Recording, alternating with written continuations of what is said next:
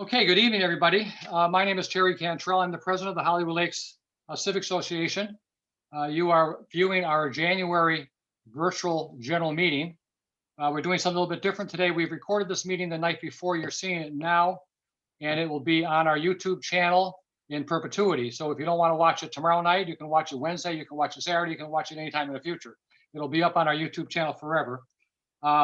This is our annual police meeting, quote unquote. We usually have the police come at least once a year to our general meetings when we meet in person at the Hollywood Beach Community Center. Of course, not having been able to do that since March of last year, we thought it was still very important to have our police come on. And aside from the usual NTLs and the code officers that are at our meetings, we now have the pleasure to have Police Chief Chris O'Brien here with us tonight. And of course, I have Commissioner Shuham, our District 1 Commissioner, is here.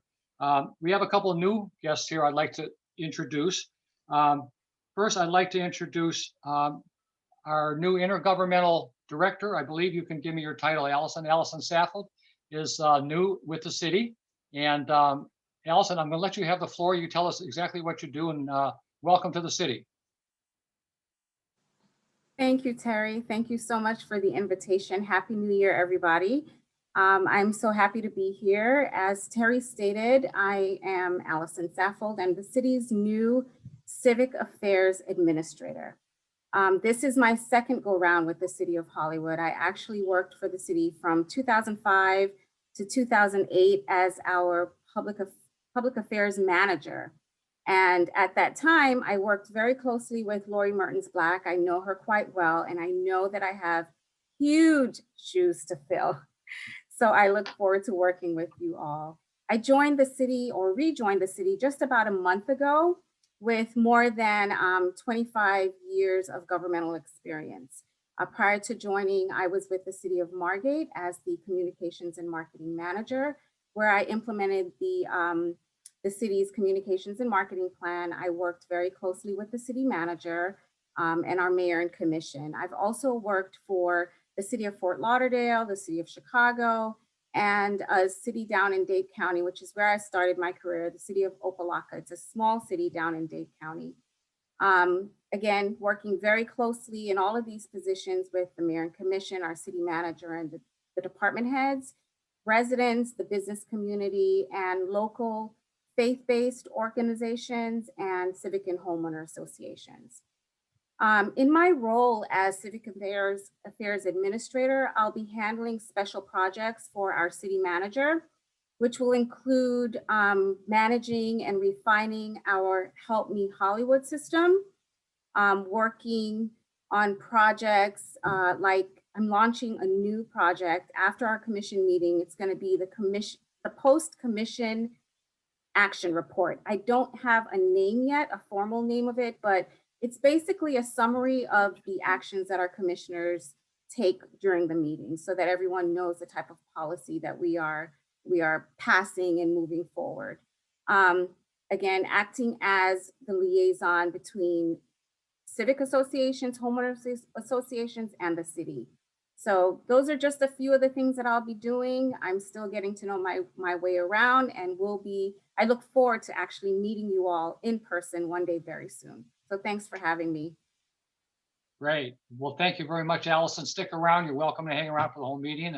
It'll be interesting, I promise. So I sure will. Thank you. Yeah, and we will definitely get you to the first in-person meeting that we can hopefully have sometime before the end of the year, we're hoping. So great. All right.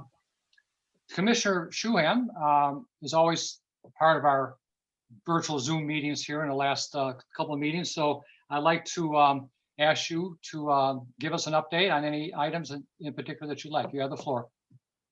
Thank you, Terry. I just want to say how excited we are to have Alison. It's been tough, really, to have so many months go by without someone in that position. And already in the short time that she's been here, she's been very helpful to me on an issue, and I know will continue to be so. So welcome, Alison. Thank you so much. And it's just good to see everybody who's got their camera on. And Tasheema, you're still killing it out there, so thank you. Terry, I just want to give everybody a couple brief updates. One is the golf course, as a lot of people know, is going through some procurement issues. It is my understanding that the committee is going to be coming before the commission with their recommendation. It is not currently on the draft agenda for the 20th, but that final agenda won't come out until Thursday night. So I'm not sure whether it'll be on the 20th or the following meeting. Also on December 2nd, we had the first reading of a revised vacation rental ordinance. The commission had a lot of input after that first reading, but the attorneys felt that all of the input could be accomplished and come back for a second reading. That second reading is scheduled for January 20th. I still have things that I would like to see added into that draft. I think you saw a copy of it today. Two things that I'm pushing for are maximum occupancy in each bedroom of 2 people with no more than a fixed number per house at any time, be it 8 or 10 or whatever the commission agrees to. And the other thing is, after exploring some other cities, we see that many cities have parking restrictions, only 2 cars per rental. I think that would help the city a lot. So those are 2 of several issues that I'm still trying to work on with staff, and would really appreciate support from the community. If you see that draft and you have any other suggestions, now is definitely the time. There are, and I know the chief will talk about this, the HPD has done a great job getting some of these derelict boats out of our lakes. I think there's one other one coming out this week, according to Assistant Chief Devlin. And we just so appreciate that work continuing. It's been such a challenge, and I personally feel like we finally are getting some momentum here. Oh, before I leave the vacation rental, I just wanted to unfortunately tell you that today, one of the state senators is advised that he'll be introducing a bill that basically further preempts any city authority to license or inspect short-term vacation rentals, and will ban any municipal law that treats a short-term rental differently than a regular residence. So obviously this is going to get a lot of pushback from cities that are suffering with the blight of too many vacation rentals or poorly administered vacation rentals. So I'll keep you posted about that. And of course I could go on and on, but I won't, because I know HPD has tons to say. So, but I'm here if you have any questions. Thanks for having me. Thank you. Stick around for sure. Yeah, here we go again with the state, with the legislature again, trying to take away our right to regulate. This is like the 3rd year in a row, and we've been able to beat it back. And I am happy to say that the governor last year sort of put a little bit of a damper on that effort, which was good. It never made it out of committee, I think, is what happened. So it never got to the floor for a vote. And I think he kind of sees, or at least he did last year, and this was even before the virus issue came applied. And we know there's been a lot of people here staying at vacation rentals that probably brought the virus here to us. But I think, hopefully maybe he will take the same position that he took now. And I'm very glad to hear about the parking. Fort Lauderdale has parking restrictions, just as you probably know, as do many other municipalities. A half a block from me on South Lake, right behind me, literally, we had a couple of weekends ago, 9 cars in an unlicensed rental. Matter of fact, Tasheema has been out there to a 741, and 9 cars parked on people's lawns. And of course, it's not something we want to bother the police to go and move cars off of people's properties. But yeah, we definitely need something like that. So I'm very, very glad to hear that. So thank you. Okay, Tasheema Lewis, our code officer for the lakes, you're up. Give us a little bit of update, if you would, please. Absolutely. Good evening and Happy New Year to all. Typically, when I start the first meeting every year, I like to give a bit report in all of last year. So from January to December, a total of 525 cases were created by myself. Of those cases, 366 complied. So we're looking at a 70% compliance, which is really good. I'm happy to see that. The majority of the violations issued were things regarding Chapter 50, which is garbage, as well as the overgrown hedges and palm fronds blocking the right-of-way. That's the alley or the sidewalk and the street. So I had a lot of those I had to issue to homeowners to trim those trees back. The next one is property standards. So things like, cleaning and painting and, roof maintenance and so forth, maintaining the actual appearance of each home. That was the second highest violation. And then parking was another big one for last year as well. So we're looking at hundreds of parking violations that I had to issue, whether it be commercial vehicles or parking on the lawn, and parking tickets as well. Primarily in the area around the golf course and Polk Street. We have some abandoned vehicles. We have the red sticker, a couple of them. So those are the top 3 code violations that I issued last year. I heard all of the concerns from last year, and I already started this year doing my grid work, which is basically creating a route where I'm touching all of my zone versus just relying on complaints. So as COVID begins to make the vaccine and everything, we're going to slowly but surely get back to normal activity. So I've already started off my on view. I started working on Tyler Street from 17 Court, heading all the way east. So I'm really taking the concerns of the residents into consideration and making that more of a proactive initiative versus reactive so far. That's wonderful. Yeah, I really appreciate that. I know there would seem to be a gap in that grid work or that actual field work that you folks had doing because you're so overwhelmed with the complaints. You were trying to deal with that too. So we're really glad to see that because, and I've complained about this, there's a code violation on every block and I know you can't get everything. So the fact that you're actually out there patrolling now, I think it's going to make a lot of difference. And residents notice that. They really notice that. Oh, I saw the code officer. It's great. And between you and Larry Pedroso, who does the sanitation, we see him quite a bit. He's following on the waste pro trucks almost every time I see him. So one question though for you, Tasheema, are you handling both sides now? Weren't we supposed to have a North and a South Lake code officer? Or is that not going to happen maybe? No, it's going to happen, but right now I'm responsible for the north side. I only go over to the south side if I'm assigned by my supervisor. Right now we have Joshua Rickey, who is doing most of the complaints in that area. And I believe that they are interviewing now for someone to fill that position. Good. Okay, great. Thank you. Feel free to stick around for the meeting. Your name may come up again, so thank you very much.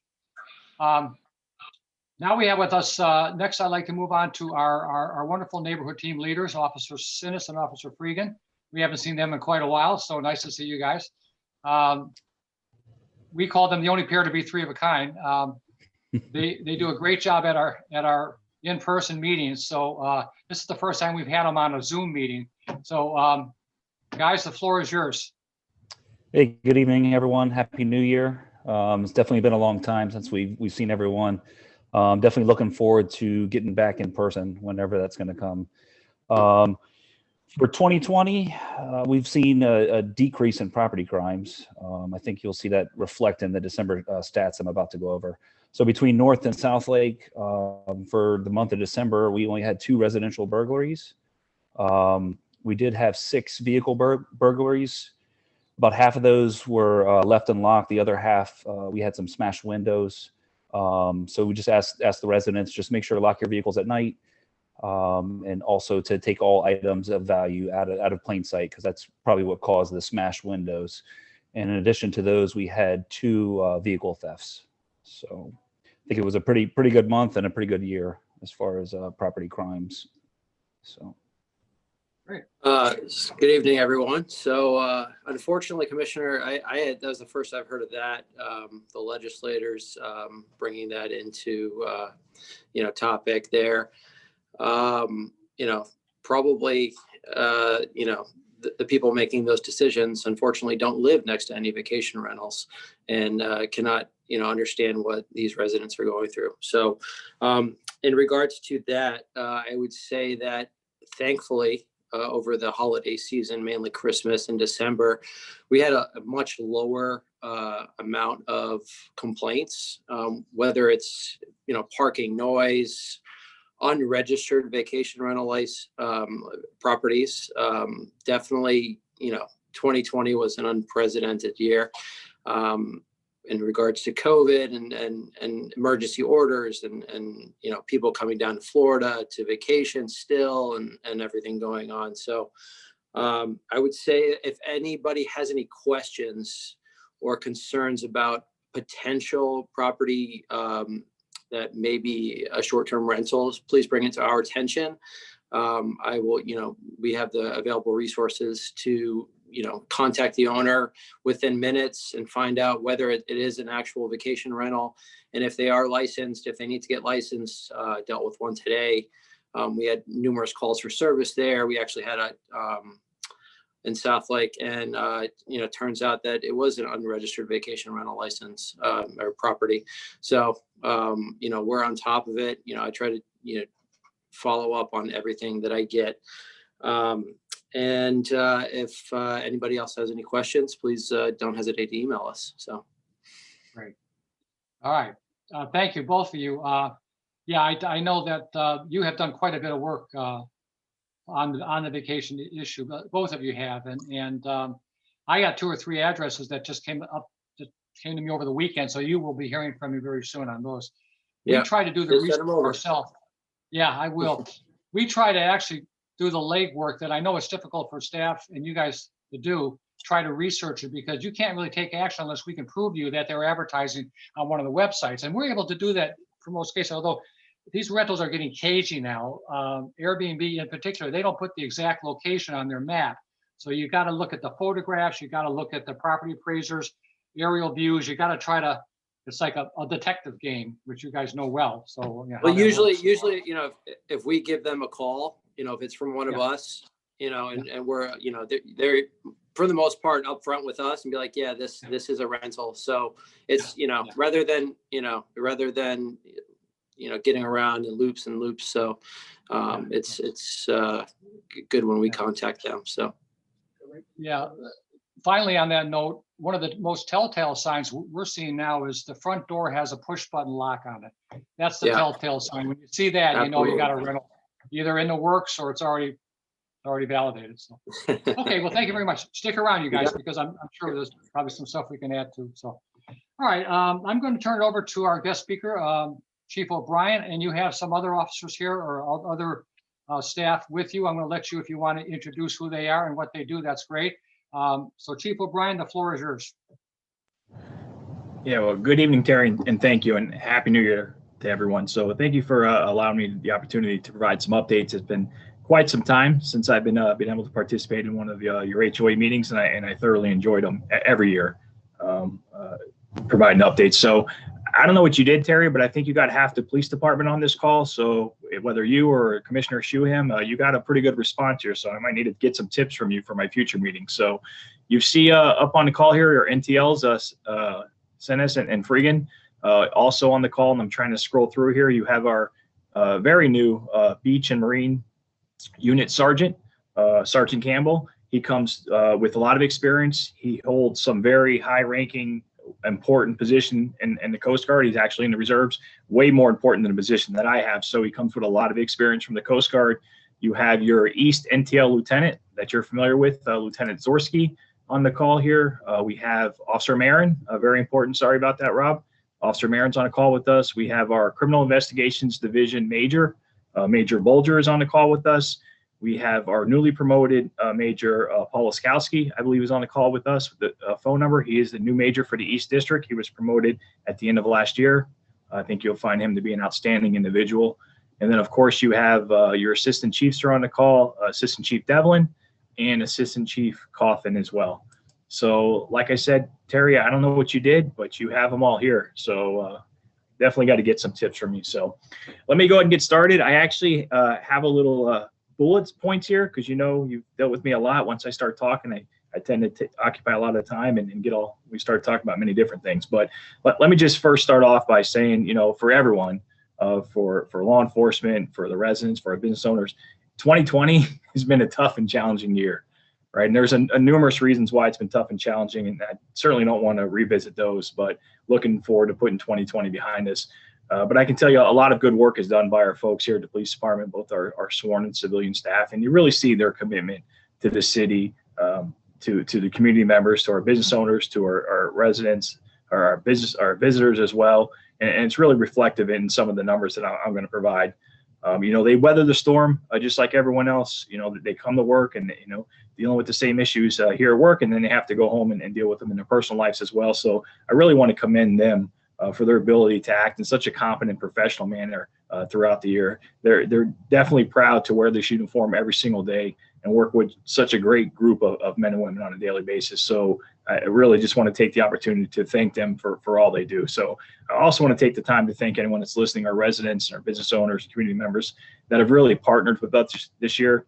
Some municipalities have experienced some challenges when it comes to relationships with their law enforcement folks. Although we have a few that don't quite completely love law enforcement, the vast majority are extremely supportive of law enforcement. So I want to thank everyone for showing that compassion this year during these difficult times. So let's just get into it. So we'll start off with our annual uniform crime report. So this percentage may change 1 or 2 points either direction, up or down, in the next several days as we finalize it. But overall, we've experienced another reduction in citywide Part 1 crimes of 17%, so double digits. So that's another year after year after year of reductions. We do have some areas that we need to work on to address, just like many things. Some categories are experience great reductions, some categories experience a little increase, but overall crime reduction throughout the city is down 17%. But our calls for service, believe it or not, are up almost 10%. So this year we handled approximately 187,000 calls for service. That's dispatch calls for service, as well as proactive, self-initiated calls, whether it's be a park and walk or business checks or conducting enhanced traffic enforcement or whatever. That's a combination of those. So almost 15,000 more calls this year than we did last year when everyone was supposed to be staying home and behaving. So still an extremely busy year. Your NTLs kind of mentioned it briefly. They talked about December. So with Northlake experienced an overall reduction in Part 1 crimes. Let me just tell you what Part 1 crimes are. So those are homicides, sex offenses, robberies, ag assaults, burglaries, larcenies, burglaries to motor vehicles, and motor vehicle theft. Those are what the state considers Part 1 crimes that all agencies are required to report on. So for Northlake, there was a reduction of 28% of overall Part 1 crimes compared to last year. And if you remember, last year was a reduction as well. Southlake experienced a reduction as well of 13%. So not quite as high as Northlake, but Southlake's numbers were quite low already. So any reduction there in Part 1 crimes is extremely good. So 13% reduction in overall crime in Southlake. So we talked a little bit about the crime citywide, and just let me just back up a little bit. So last year, to make that reduction, we also made just over 3,000 physical arrests. Definitely contributed to the reduction in Part 1 crimes throughout the city, which is lower than other years when it comes to arrests. So to me, what that tells me is officers are doing their job out there because they're solving problems by making fewer arrests, but still reducing crime throughout the city, and that's our ultimate goal. If we didn't have to make a single arrest for the rest of the year and we continue to reduce crimes in our neighborhood, I would be completely thrilled. Unfortunately, that's not going to be the case, but we're going to continue to look at creative ways to continue reducing that number and not everything having to result in an arrest. Our job is to solve problems, right? They're problem solvers. So we continue to see that trend year after year. Of those 3,000 arrests, 2.4% of those arrests resulted in some type of force being used by the officers. So of over 3,000 arrests, on 74 occasions, officers had to use force.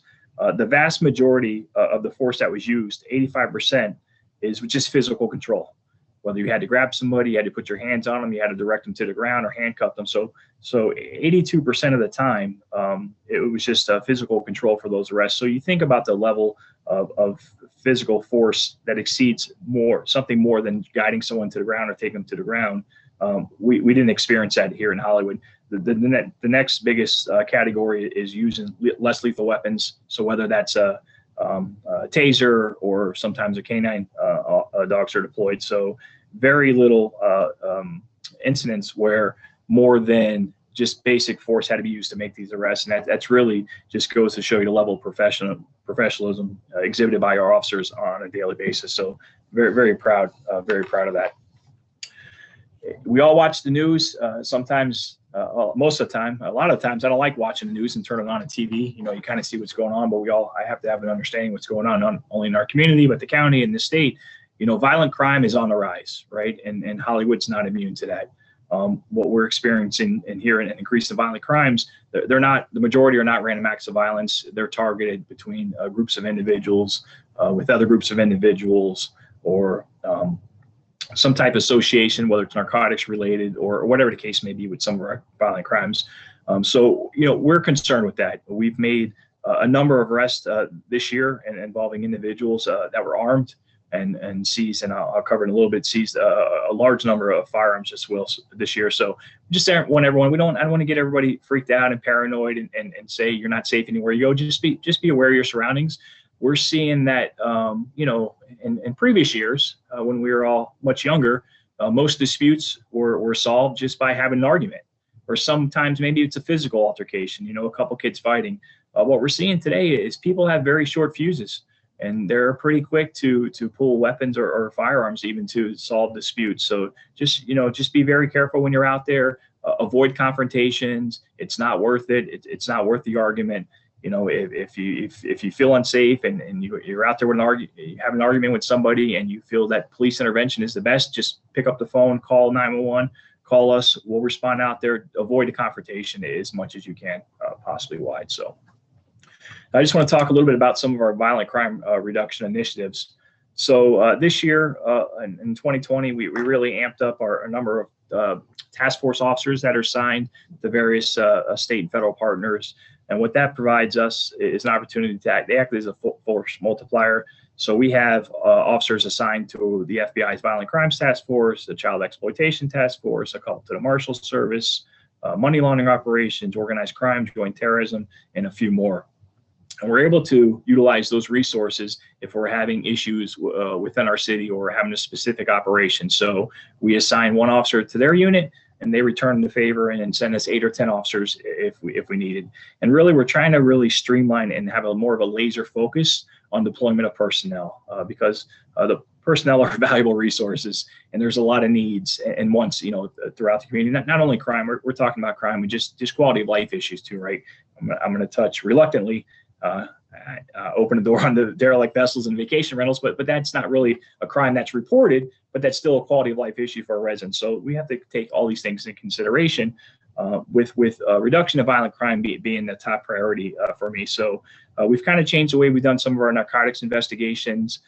In the older days, we used to set up these buy bust operations, we would call them, where we'd set up a narcotics transaction. A narcotics transaction would occur with an undercover officer, and then we jump out of the car and we start chasing everybody all over the city, the neighborhood, and you got perimeter set up, and it kind of endangers a lot of people, not only the officer, but the arrestee as well. So we've kind of realized that the majority of those incidents involved in some type of use of force, some type of physical altercation ensued between the officer and the suspect involved. So we wanted to see how can we streamline that, still have the same result. So we do kind of these more long-term operations where we'll do the same exact narcotics investigation. We won't make the arrest right away. We'll try to get a couple more charges on the individual. And then at a later time, when a person feels comfortable, one lone patrol officer or one lone street crimes officer will step out of his vehicle, make contact with the individual. The individual doesn't think they did anything wrong. You put them in custody. There's no fight. There's no chase. There's no use of force. There's nothing. So those have been pretty effective. We're also really focusing on our repeat violent offenders. Just like anyone who owns a business, the small majority of your employees create the biggest problems for you, right? Or have the biggest headaches. It's the same thing in the criminal world. We have a very small population of violent offenders that create a larger portion of the crimes. So we really want to focus on the worst of the worst and kind of target the high level of violent felony offenders. Obviously, we're paying attention to the misdemeanor levels as well, but our focus really is on those repeat offenders to try to get the most bang for a buck, because we realize that these violent repeat offenders, they offend anywhere, right? Whether it's Hollywood, whether it's Miramar, whether it's Hollandale, whether it's Dania, And there's some associated, they don't care where they go. So we establish these partnerships with these outside cities and really focus on them. And we've had great success this year. And it's reflective in some of our burglary and robbery clearance rates. So our clearance rates for robberies last year were 38% in Hollywood. The national average is 30.4. So we were way above the national average in robbery clearance rates. And then our burglary clearance rates were 31%. The national average is 13.9%.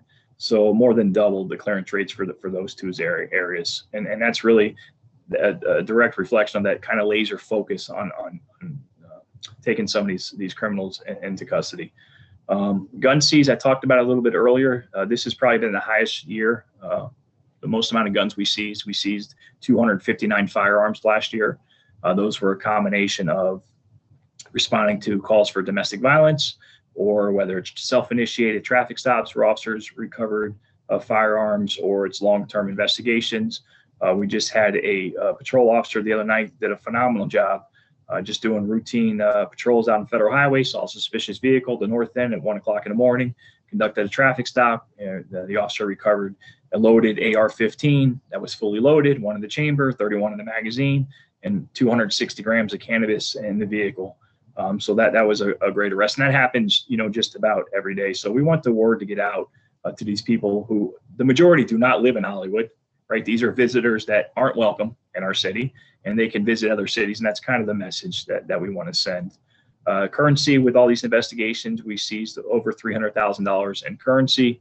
And again, these are money from some of our criminal element and the drug dealers out there. So try to hurt them in their pockets a little bit as well. Of that, every year we allocate forfeiture funds, which is that seizure, to some charities that make the request to provide funding. So we distributed $150,000 in forfeiture funds this year to various charity entities throughout the city. So giving it back to our community. COVID definitely changed the way we engage in the community. Here's an obvious sign, right? I'm looking at Terry with this beautiful background and sitting in my office all by myself and nobody around. I know there's a lot of people listening, so we had to kind of change some of the ways we involve with our community, but it's very important to still have that interaction and communication. So even with everything going on, we were still able to participate in 35 community events and parades. We had a large number of parades where somebody would call and say, hey, it's my son, it's my daughter's, it's my grandfather's, it's my great-great-grandmother's birthday. Can you mind coming by? And the officers would get together, self-initiated, kind of put a few officers together and do the drive-by, and it was very well received. Our fire department also participated in those as well. So just keeping with the community trend, we implemented a community collaboration committee. We had our first meeting in December. That's made up of representatives from our community, business leaders and community leaders, as well as a contingent of officers, our personnel at the police department. And with the goal is to establish open lines of communication. We've had very good relationships with our community for numerous years. And we want that to continue. And we found a lot of times information gets lost in translation, and sometimes it's not completely accurate. So we want to be able to have that direct liaison with our community and saying, what are you hearing? What do we need to address? What can we do better? And the same goes for them.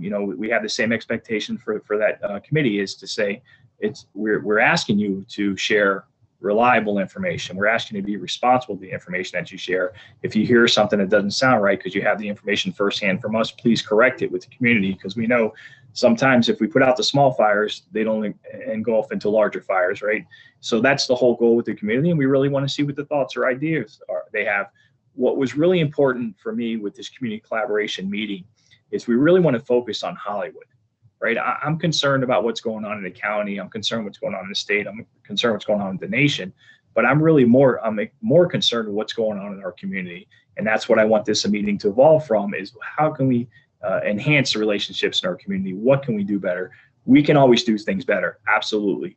What policies can we change? What technology can we deploy? What else can we do? And that's really the purpose of this meeting. And so far it's been very well received. So we're looking forward to have those meetings. We'll have those meetings on a monthly basis. It was completely on a volunteer basis, and we reached out And I believe there's a representative from your Lakes Association. Mr. Mazar is part of our community collaboration meeting. We really wanted to have a wide range. So looking forward to those continuing and doing positive things. Hiring. This year we hired, as of today, we have 4 vacancies. So that's a very extremely low number. I just signed off on 4 new packets to hire 4 new officers. So if those were to be approved today, we would be at 0 vacancies. Although we do have 0 vacancies on paper, or 4 vacancies on paper, we have approximately 28 officers in some type of training. So whether that's the police academy, in-house training, whatever it may be. So those aren't quite available for deployment to the road. But next year we should have an additional infusion of 20 plus officers that'll be available to sign to either NTL program, patrol, detective bureau. So we're really starting to finally catch up after years and years of deficits with vacancies. So kudos to our personnel unit that are going out there and attracting these high quality, high caliber newer officers. So this year for FY20, we hired 25 police officers, new police officers, and 14 civilian staff as well. So that's almost 40 personnel that was hired this year. So great job by them. Some technology improvements that were implemented this year to try to be more effective and more efficient and increase productivity. So we went to an automated detail system. It allows for more accountability. We're able to see exactly who's out in the city. Should we need to deploy resources in an emergency situation, all they do is click on the computer. It's very easy to use by the officers, so it's been very efficient. We're getting ready to implement Kronos Telestaff, which is basically a computerized timekeeping software. We're still handwriting basically on a carbon papers timesheet, so that's going to be implemented this year. We're getting ready to sit for a presentation for an online reporting system. So the community has the opportunity to use a email system or the web to actually report minor crimes. There has to be specific criteria associated with it, and sometimes someone doesn't like calling the police because they think it's so superficial or so minor. They don't want to waste the officer's time, and sometimes we miss the totality of what's maybe going on in the community. So we're hoping to get this online system up and running. It'll make it a whole lot easier for somebody that maybe can't respond to the police department either to file a report. And obviously the goal is to expand our CCTV program citywide. Just some enhanced transparency and civic engagement. So body cameras, you've probably, if you heard me speak at the last update for the commission at the middle of the year, last year, we talked about body cameras. COVID kind of slowed us down a little bit. So we have successfully completed 2 independent pilot programs with the vendors. We have identified cameras that we would like to purchase. There's a lot that's involved with it as far as enhancing technology at the police department. That's going to be one of the most challenging because, as you know, very limited opportunities here to add any additional things to the police department, and then staffing that comes with it from civilian staff because of public records law. So we're moving forward. We are going to revisit, I believe in March, revisit the opportunity to see if funding has been identified, because that is a key or critical component to implementing a program, is the cost associated with it. It's extremely expensive. There's many pros and cons, regardless of what side, whether you're for or against. But overall, I think it would be a good improvement, a great improvement for our police department. We just got to make sure that it's sustainable, because once we implement a program like that, we want to make sure we have funding for those reoccurring costs. So that conversation is ongoing. Should funding be available at the beginning of the first quarter of the year. We recently signed at the end of last year an MOU, a memorandum of understanding with FDLE, so Florida Department of Law Enforcement. So they're going to come out and investigate all our officer-involved shootings and in custody deaths. So unfortunately, we had an incident on the beach last year that we had to call them out for a situation where an individual was armed and pointing a handgun at our officers. They came out and they investigated. That's going to be our protocol moving forward, and that just hopefully that'll enhance transparency throughout the city. Obviously, continuous review of our policies and best practices. Right before this meeting, I was going over 2 or 3 policies that we're making some changes for.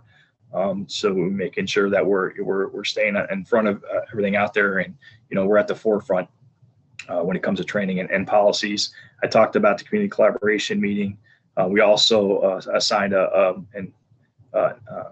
police department representative to the City of Hollywood African American Advisory Board. We did not have a direct liaison to that board, so we do have a direct liaison now there. So, and again, an effort to increase or enhance that transparency and really partnerships with our community. Priorities. Well, let me back up before I talk about priorities. So I kind of skipped over derelict vessels and vacation rentals, and I had it highlighted on my notes here. So derelict vessels, the Commissioner Shuham did mention it earlier. Thank you very much for that. That is a challenging process. I think anyone that's involved in that realizes that there's a pretty significant limitations of what we can and can't do, very similar to the vacation rentals, but we're always looking for opportunities to improve our process. We recently went through our policy and procedures with a fine-tooth comb and kind of streamline that process. So we're not waiting as long once we have a vessel that's been deemed derelict. There was a week, I think the days and weeks kind of go together here. So at the end of last year, we were able to remove 5 vessels. I believe the number was 5 vessels in 1 week. And then we have 1 more that we're waiting on now. The Sacred Wind, that's beached up on the kind of near someone's property there. So hopefully we're going to be removing that this week as well. Just waiting for the vendor to come out there. Challenging times to the vendors too. They sometimes aren't the most responsive. They have a lot of stuff going on. So sometimes that creates some delays, but we're going to be as aggressive as we can, within the statute. We did find, like I said, some opportunities to streamline the number of days somebody has to respond. And we're going to continue working aggressively to remove all the derelict vessels that we have in the city. I think once we remove this one, there's maybe 1 more that might be in the process, and then they're all removed. Now we have some ugly vessels out there. Don't get me wrong. But remember, there's a difference between derelict vessels and ugly vessels, and Officer Marin does a phenomenal job out there. He has a good working relationship with all the owners. The majority of the time he gets compliance. We actually were able to save it. The average cost of the derelict vessel removal is probably an average of 10 grand. Some are less, some are more. Where all that's provided through grant funding. We don't have to pay for that out of the city general fund. But we were able to save the grant $10,000 approximately, because when we were removing all these vessels, somebody got wind of that, and they actually took their vessel and relocated to Miami. So to us, that's a win-win situation. Either way, the vessel was removed. Vacation rentals is a challenge. You see there's not a whole lot of support from our partners up in Tallahassee when it comes to making some changes. We have a very good working relationship, I think, with code.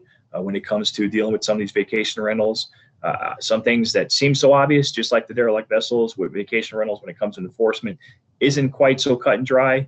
So there are some obstacles there, but we're going to continue to be as aggressive as possible and really address those. And we know we have those repeat chronic offenders, and no different than I spoke about addressing the violent crime felony offenders. Not that these vacation rental owners are violent criminals, but we're going to put the same emphasis on them, because a small fraction of vacation rentals in our city are eating up a lot of resources on a daily basis. So we're looking to streamline that process as well. There's going to be some changes to the vacation rental ordinance that's coming out. I think they're going to be very good changes. Change isn't going to happen overnight. We didn't get into this vacation rental situation overnight, so we're not going to be able to fix it overnight. But I think we're making some great strides. And I think the partnerships that we have with code and other departments is really, just shows how dedicated the city is to solving the problems. And really, when Alison came on board a few weeks ago, and it's probably a little bit longer now, I let her know that Hollywood's extremely busy and it's challenging at times. But I think the way that all city departments work so well in this city is really often understated. That it goes without saying to have a director's meeting, and you may have disagreements, but at the end of the day, everybody understands that the common mission is to solve the problem, regardless of whose responsibility is. And we've been tasked by the city manager to take ownership. All right. There's no pointing fingers. There's no, well, that's not my job. That's not their job. Or don't call me, call them. I understand that quite clearly. And I think that's one of the reasons you've seen the success with the city, specifically in the last 3 to 4 years. So I thank the city manager for his guidance and leadership on that. So I'm almost done here, Terry. He'll be happy to know that and provide some time for some questions here. So priorities for, high level priorities for FY21 is continuing reducing crime, specifically violent crime. That is one of my top priorities, and also doing everything possible to enhance transparency and community partnerships. I think we have very good partnerships with our community, and there's always actually opportunities to improve those, and a lot of opportunities, but a lot of opportunities to enhance transparency, and that's what we're committed to. So were all my speaking points. I'll be happy to address any questions specifically, or anyone has any questions or comments. And again, thank you for your leadership with this association. Thank you for your professionalism. When you send us, I don't call them complaints, I call them resident concerns. That we get, it's always, with the utmost respect, and I appreciate that sometimes when emails that you get from the residents aren't completely factual, and you provided information, that factual information is shared with them, because that doesn't happen so often. So I just want to thank you, why we have everyone on call here for your for that professionalism and ongoing community support for our police department. So thank you, Terry. Well, thank you very much, Chief. And you folks have been, for us, we made it a point early on to really try to get a very good working relationship with you and your police and your staff. And I think we do. And your NTLs, of course, are wonderful. Your command staff has always been great, always been very, very responsive to us. Matter of fact, if I'm not mistaken, that is the Paul Laskowski on the call, one of the best NTLs we ever had in the Lakes. Is that possible? I think it is. So well, let's not give him too much credit. He's still new here, so I got to kind of. Tell him he's doing a good job. Yeah. So he traded the SWAT tank in for a major position. So good for him. But anyways, I have a couple of questions. We solicited some questions from some of our members and some of the board of directors. So I'll just throw them out there, and however you want to answer them is fine. We don't see a lot of traffic enforcement. I don't know if we still have any motorcycle officers out there. I frankly don't see them very often, but some of the neighborhoods are still seeing speeding. Matter of fact, we just got a couple of complaints recently from residents on Arthur Street, west of the 11th Court, and that's becoming kind of much more heavily used corridor roadway than Johnson Street. I think a lot of it is Westlake Village traffic. Westlake Village traffic mostly comes in and out on Johnson Street. And for those of you that were around way back, like I was in the early 90s, the Johnson Street entrance to Westlake Village was never meant to be a gated entrance. It was only meant to be a card access only, just for residents. And it has become the main entrance point, much more so than Sheridan Street, or so it seems. The guardhouse was built after the developer turned the property over to the HOA, and it just suddenly, next thing you know, it's a major entryway for delivery trucks, landscapers, repair services, as well as residents. So a lot of these residents and the vehicles are using Arthur Street to go westbound rather than just Johnson Street. So now we're seeing, even those speed humps on Arthur Street, we're hearing that there's quite a bit of speeding along Arthur Street, even with speed bumps. So are we doing a lot of neighborhood type traffic? I see some of the trailers out there, but are we actually writing tickets for anybody like that? You want to go? Yeah, I can answer that, Terry. So are we doing a lot of neighborhood traffic enforcement? Are we as proactive as we need to be? No, we're not, right? And just a complete honest response there. The issue is, it's about allocation of resources. So, if we have a speeding problem in the Lakes, in the North Lake, and then we have in Parkside, and then we have them at North Central and South Central, and we just have a small pool of personnel to deploy. So we do still have a traffic unit.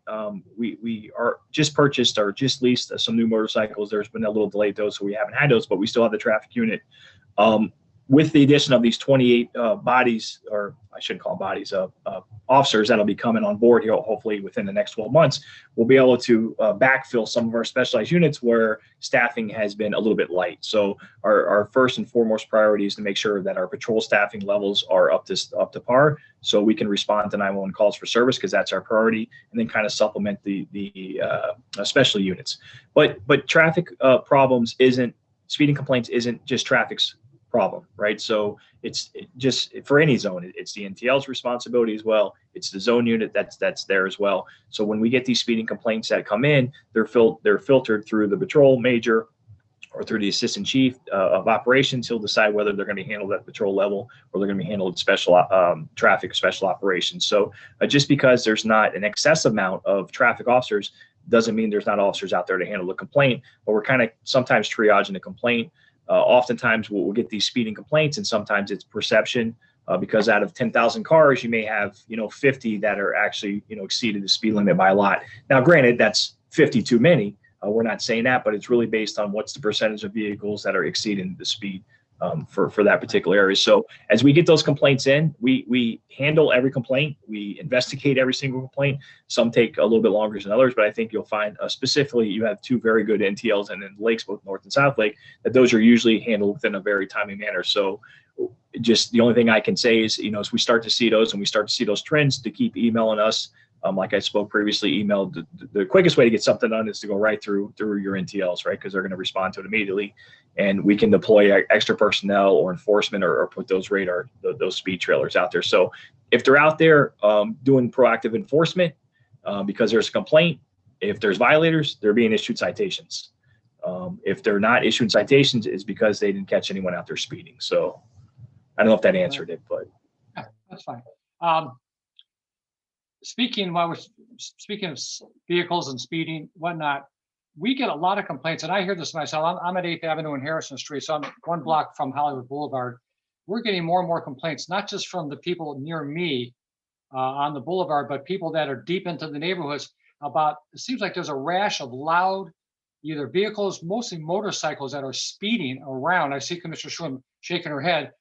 You're hearing them on the beach. I know that there's a big rush of motorcycles or something that leave the bars on the beach about 2 a.m. in the morning, because I sometimes can't sleep with my windows open. But I'm hearing this more and more from people all over the neighborhood. There's this, I don't know what's going on. Are these motorcycles, or what are the hopped up cars with Hollywood mufflers or whatever they are, just making all kinds of noise, whipping through the neighborhood all hours of the day and night. I mean, it can mostly on the weekends, it seems like. Is that something? Are you guys aware of that? yeah, so that's and they're probably a combination of both motorcycles and vehicles. That's a trend that kind of evolved here in the county in the last year or so, where these car clubs are meeting in larger groups at isolated areas within an industrial park or within a commercial area, and then they're meeting there, and then they're coming through these neighborhoods and driving like maniacs. We've had not in our city, but we've had quite a few reports of them just taking over intersections and doing like 360s and leaving tire tracks in the roadways. So it is part of a bigger organized group of individuals coming through cities, and they're souping them up and they're putting a lot of exhaust. So that is one component of it.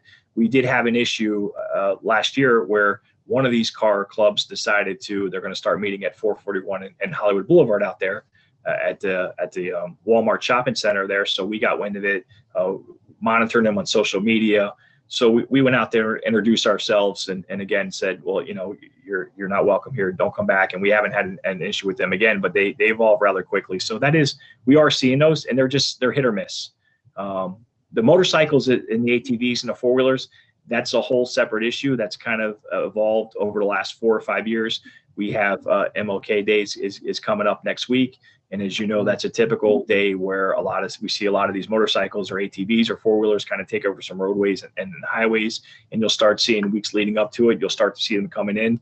So every year we do what's a pre-operation. So every Friday, Saturday, and Sunday, we've actually been deploying extra additional personnel to address those specific issues. Obviously, we can't cover citywide, but I know they've issued numerous citations.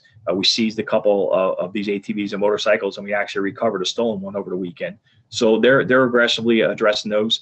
We did have some issues. I think it was last week. I think Commissioner Shuham could probably refresh my memory about some concerns of some ATVs riding down A1A. They actually, a large group came in, probably 50 to 60 came in from Dania Beach Boulevard.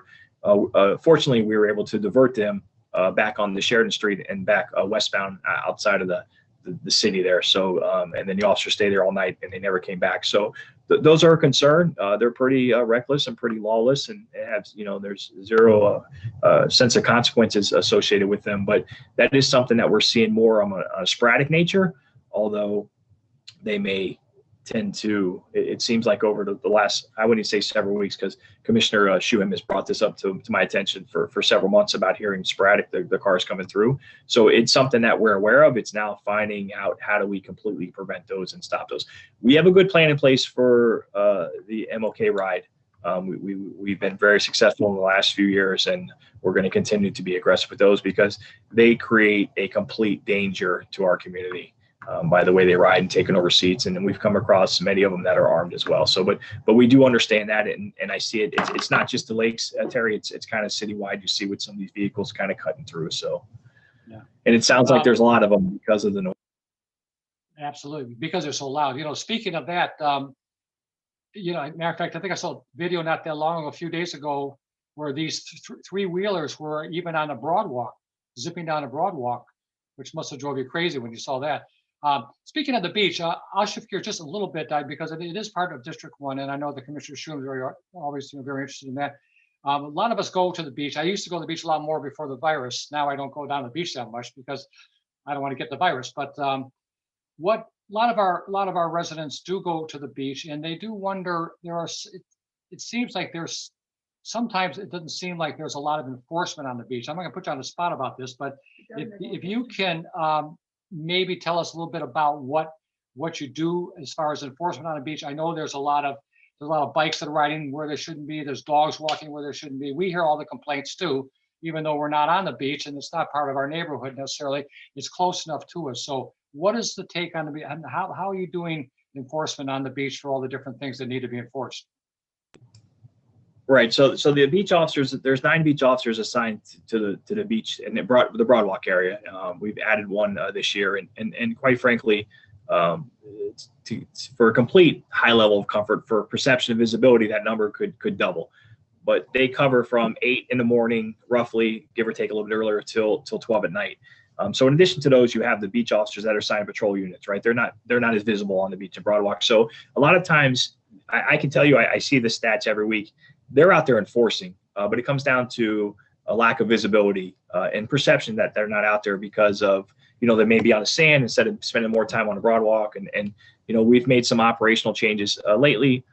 There's been some personnel changes down there, and I don't want to steal too much of Assistant Chief's thunder with that, though. But there's been some changes there because, we had some concerns with some of these repeat complaints about visibility and productivity. So they made some pretty significant, Jeff made some pretty significant personnel changes there, and also provided better direction and kind of asked them to be more visible on the beach, the Broadwalk area, because that's where we get a majority of the complaints there. We also saw an increase with complaints or concerns about the skateboarders and the bicyclists on there too. So they've stepped up their enforcement, and just in the last 2 or 3 weeks, I think there was probably, give or take, close to 40 citations were issued just to the skateboarders for violating the ordinances, which really we haven't done historically in the past, and then numerous violations for the bicycles as well, right? So understanding that, there's definitely room for improvement there. If we're starting to get specific areas or specific complaints in certain areas at certain times, extra resources are deployed on a routine basis, whether we bring in additional units or supplement it with overtime. But we do understand there's some challenges there. There's a lot of beach there. Sometimes the beach is busier than other times. Dealing with a little bit change of the crowds that were coming there. A little more defiant individuals, we come across just, based on everything that's going on in the country, and maybe just some frustration from being cooped up at home forever. So, really trying to balance those and minimizing those negative interactions. But we understand that visibility and presence, we recognize it's the economic engine of the city, right? The entire city is extremely important. I'm not minimizing that. But I do recognize that. And we certainly want anyone that comes in our city to feel safe and secure. So we are always looking for ways to to enhance that. And it's not the perception, because I can tell you, listen, the city is as safest city in the world. Don't worry about anything.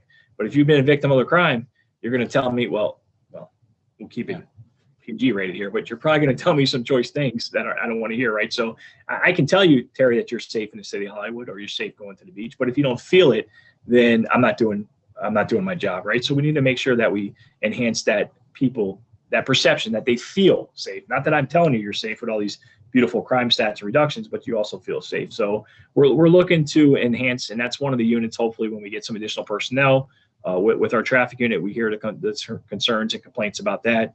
Officer Marin could use a little bit of help out there on the waters. I think I don't know. I think he might have some free time on his hands throughout the day, but he may be able to use a little bit of help, and certainly the beach unit and downtown unit is probably going to see some additional resources deployed. Good. I think that was a long one. Yeah. Officer Lewis, did you want to add anything to that? Yes, if I can. Yeah. Code have also been continuously enforcing the CDC and COVID restrictions on the restaurants as well. So we're still making sure that the tables are 6 feet apart, that the staffers and the employees are wearing their masks. We have not been enforcing the mask requirement mandate because that has been lifted from the governor at this time. So that's another part of what our chief was talking about, the defiance. So we don't even tell someone to put the mask on anymore. As long as they're employed, working in the restaurant, preparing food, then they're still required to wear it, and we'll still enforce that. But people walking up and down the beach without masks, we can't currently enforce that at this time. But once that changes, we'll be back out there having them wear their mask or asking them to leave the beach. Good. Yeah, thank you. I will just say this. We've been eating out in restaurants where we can eat outside, and in any stores that we go into, all employees are wearing masks. I think that's I don't see very much non-compliance with that at all. So that's great. It's a shame we can't get people walking next to us on the beach to wear their masks. Maybe, like you said, someday we will. Commissioner Shuham, I see you have your hand up. Well, I just wanted to supplement what the chief was saying by, first of all, just saying how excited we are about the new team that we have over at the beach. We've already had one meeting with the HBBA, and we have another one coming up this week. And, it's just every now and then a change is just great. And one of the things that they've done is they're starting back on bicycle patrols, which, to me is just what the Broadwalk needs. And so far, I think, it's all heading in a really good direction. And, in case I don't get the chance at the end, I just want to express my thanks to the NTLs on the line, chief, assistant chiefs, and everybody from HPD. It has been quite a year. I saw firsthand what some of the officers, particularly those on the beach, went through with some of these stressed out visitors, and it just wasn't pretty. But as always, HPD, is just so professional. And we are a very fortunate city to have this team. So I just want to tuck in a thank you right there. Yeah, thank you very much. Totally agree with that 100%. Another hot button issue, Chief, that not necessarily in it isn't, but it's a hot button issue for us here, and I think for the whole city, and that is the Holland Park and the Hollywood Marina. This influx in rental jet ski and rental surfboards and paddle boards and all this stuff. Unfortunately, the vacation rental issue isn't helping because they tend to cater to vacation rental customers. And I see Officer Sinners nodding his head. And I know it's a Parks and Rec issue more than it is your issue. However, the park rangers, from what the reports we get, really aren't, I don't know if they're not police officers. Let me put it that way. So to expect them to try to be the hammer and to get those people out of that park and to tell them to go away, and that doesn't seem to happen. So you guys got bigger fish to fry. And I hate to think that the NTLs in particular have to waste their time in Holland Park chasing out illegal business activity there. But that's exactly what this is. So is there any thought or any way, any plan? Because I know we could be asking Parks and Rec, but ultimately, I don't think the park rangers really, I don't think they want to get involved. I mean, they're not police officers. In all due respect to them, they do their work hard, but they have other things too that they want to do. How do we control this issue? Any ideas? Right. So before I jump to that, let me just thank Commissioner Shuham for those comments. In case we get sidetracked or you have to leave, I appreciate the support throughout the year and definitely appreciate the communication. A lot of information is shared and both good and bad, or I'd say good and bad, but pro and against, right? And if inaccurate information is being relayed by the residents and it's corrected, Commissioner Shuham is very quick to correct the information that's being provided. So I appreciate that. As far as the Holland Park goes, so I know we had an incident there where there might have been a lack of communication with the resident and the information that was being relayed to the enforcement efforts that were being done by the park ranger and what was not, right? So, and again, Terry, you won't hear me make excuses for what we don't do or can't do, but I think that one particular code's been out there. We've been out there. We have cited one or two of those operators out there for violating the ordinance. It's first hearing about the paddle boards and the kayaks. I thought it was more the jet skis. I can tell you from the waterways, our Marine unit is aware of what's going on there as well. And we have these jet skiers coming through there, particularly on the MLA grant. That's their job, is that enhanced enforcement.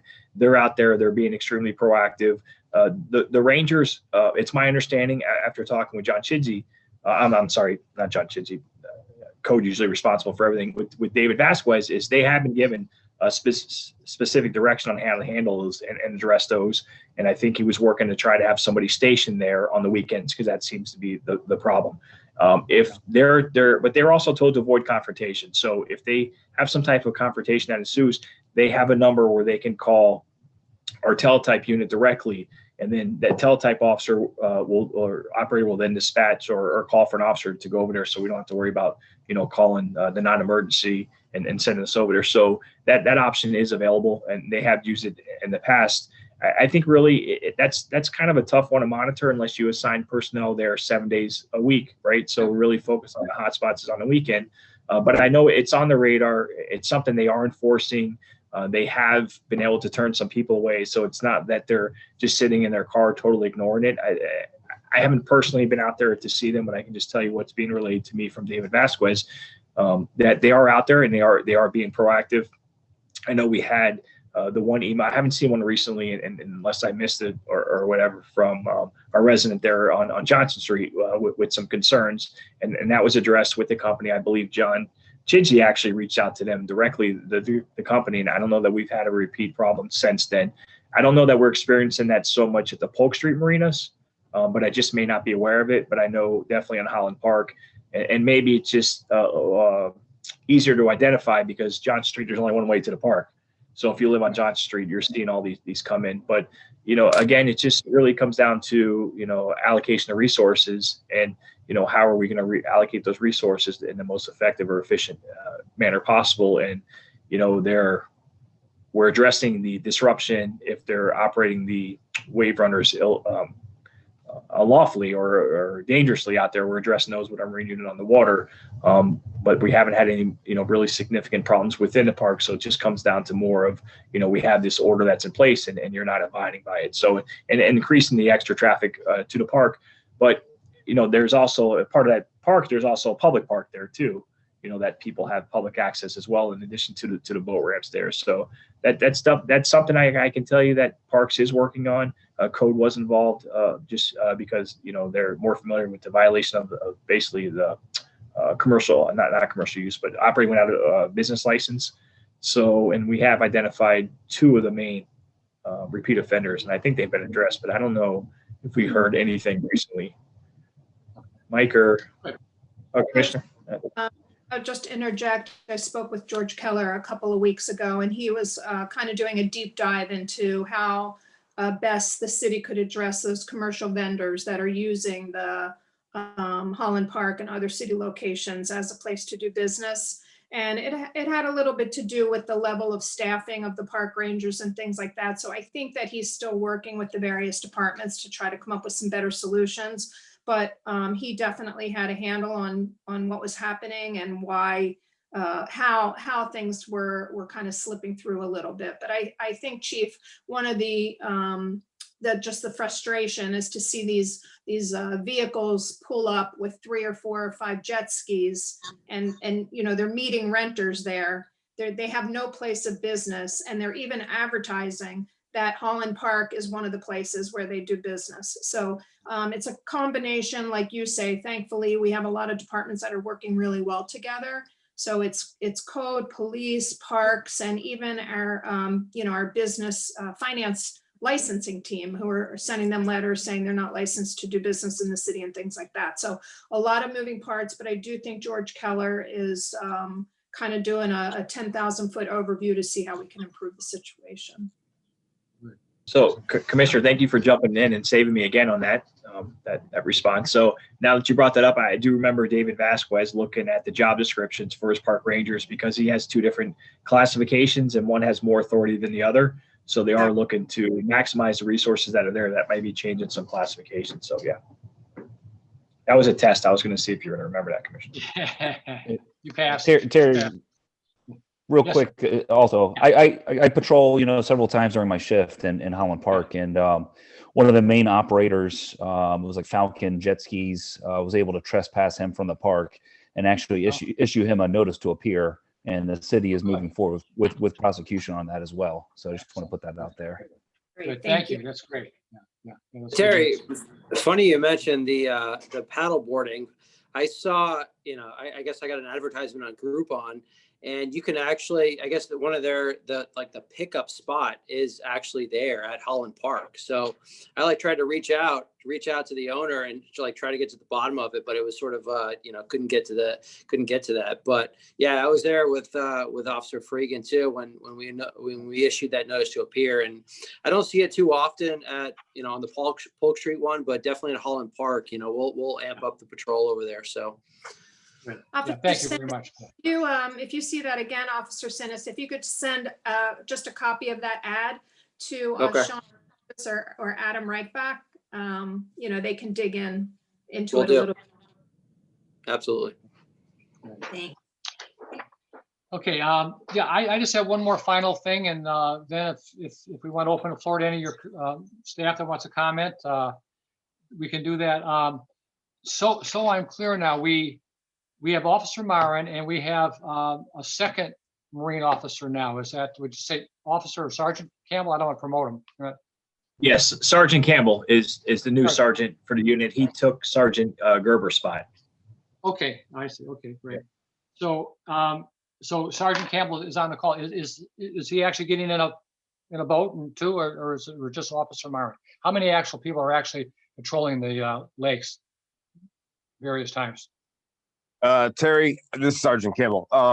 I patrol from time to time, but Officer Marin is our full-time Marine operator.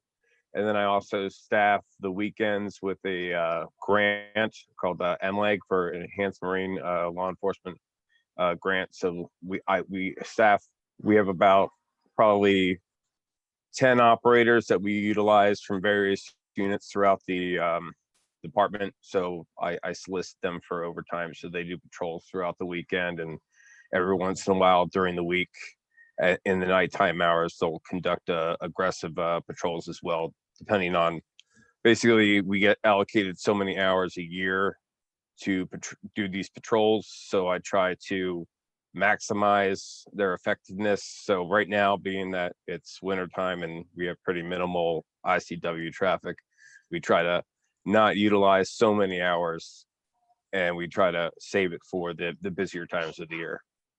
Right. Okay, great, thank you. Okay, that's all the, yes, go ahead, Caryl. Before you wrap up, I wanted to ask HPD one question, and that is, I know that in the coming year, and I'm just looking real quick, I think it's over the summer, FDOT is planning to shut down Sheridan. And I just wanted to confirm the Sheridan Street Bridge, we'll be having some major work done. And Chief, I just wanted to make sure that you'll be coordinating, with FDOT and the county and everything for traffic, and to try to make life a little bit easier for those that live in our community and rely on the Sheridan Street Bridge, because it's going to be shut down for quite some time, I understand. Yeah, I haven't seen that specific communication yet, but I know when they do, there's a good working relationship that we have with FDOT and our special ops major. Anytime there's any projects or whatever going on, that information is shared quite early. So hopefully it's work that's overnight, or it's all just shut down, lane shutdowns.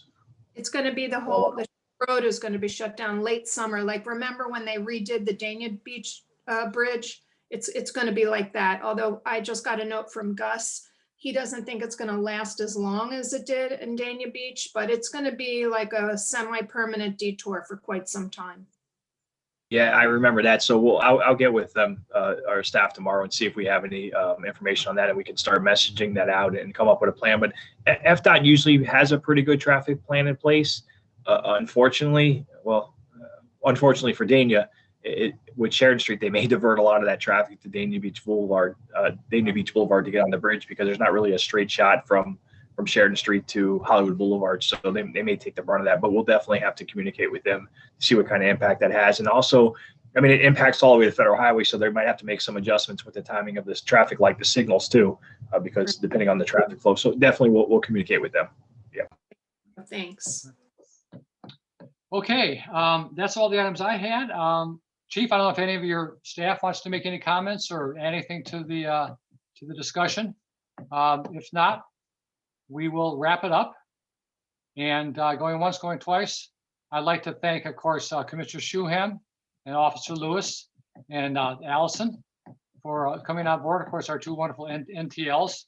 And no offense about the comment to former NTL Laskowski, because you guys are probably just as good, if not better, than he was. Okay. So, but seriously, hold on, speaking, Terry. Terry, hold on a second. Let's call him out, because I see he's here. So, Paul. I know. Is he there? His name's on the screen here. So.